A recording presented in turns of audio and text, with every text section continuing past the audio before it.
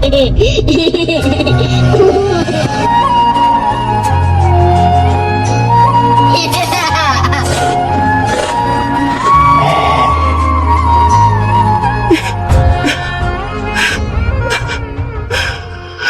ছিল টুকটুকে দুষ্টু বিড়াল, নাম তার ঝুমকো। একদিন ঝুমকো রান্নাঘরে ঢুকে হাঁড়ির ঢাকনা মাথায় চাপিয়ে নাচতে শুরু করল। দাদু ভেবে বসেন ভূত এসেছে। তিনি লাঠি নিয়ে চিৎকার করে দৌড়ালেন, কিন্তু ঢাকনা খুলতেই দেখা গেল ঝুমকোর বড় বড় চোখ। সবাই হেসে গড়িয়ে পড়।